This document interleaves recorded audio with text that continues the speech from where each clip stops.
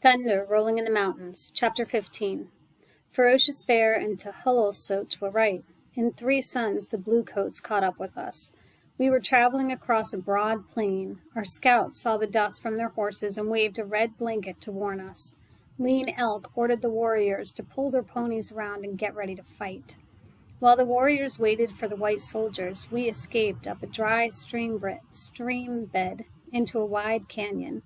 For 2 suns, Chief Joseph led us up the canyon. The trail took us across rolling hills covered with sagebrush. The canyon rim was rocky and no trees grew there. We saw no bluecoats, only rabbits and ground squirrels and woodchucks. The shadows were long when Lean Elk and the warriors joined us. He was angry and at once called the council together. Chief Joseph halted our march, and the women made camp while the chiefs met. Swan Necklace led his pony to our fire.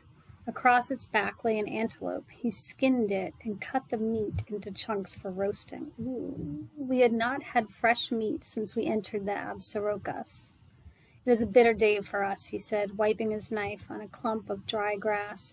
Were many killed? I asked. None. 3 were wounded, but not bad. He grinned. The buffalo gun I took from a ranch shoots good. It speaks so loud the bluecoats think I have a cannon. For a moment his heart was light. The bluecoats lost many men, he said. They fight like women.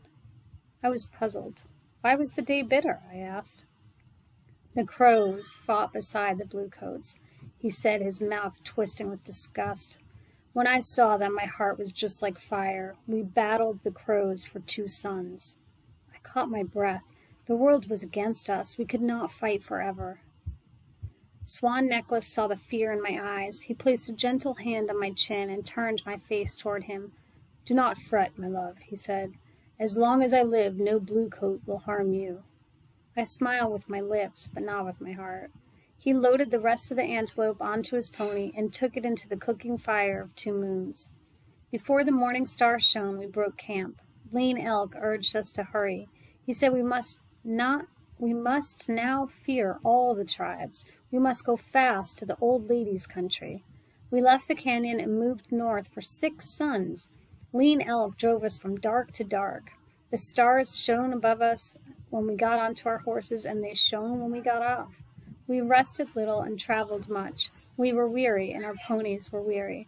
When we struck camp, the frost glittered on the prairie like a lake sparkling in the sun. The ground was still hard when the sun climbed halfway up the sky. I no longer packed my buffalo robe. After I climbed on my pony, I pulled it around me and Bending Willow. Our food ran low. There was no time to hunt. On the morning that we came to a herd of mountain sheep, there were only 2 cakes of camel's roots and berries in the bag on my pony's saddle. The young men killed several sheep, but not enough to stay our hunger. Each family got only 1 small piece of meat. We waited until nightfall to eat it. We did not stop to cook while the sun was high. We buried the skins and the horns beside the trail. It hurt me to see the fleecy skins covered with earth, but we had no time to tan them for robes or make the horns into drinking cups. One day, we met a band of crows. They had been hunting and had camped to dry buffalo meat. They were no longer our brothers, so we took their horses and left our worn-out ponies behind.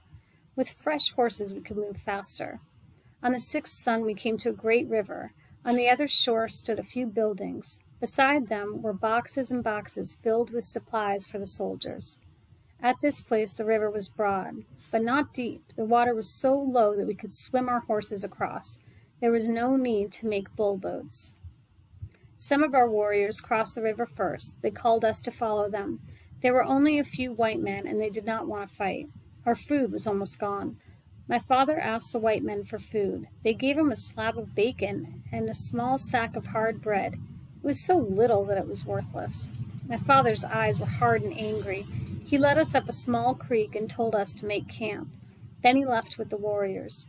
Soon we heard guns speak. The shooting went on until light streaked the eastern sky. It was not long after the warriors rode into camp. They called us to bring the pack ponies and follow them. We hurried back to the river. The white men had fled. The warriors chopped open the boxes, and we loaded the horses. We took flour and sugar, beans and bacon. We took coffee. We took pots to cook in, the first we had seen since Big Hole. The camp would feast that night. After we had loaded the ponies, our warriors burned the rest of the supplies. No bluecoats would eat that food. As we rode north, a cold wind carried the smell of smoke from the river.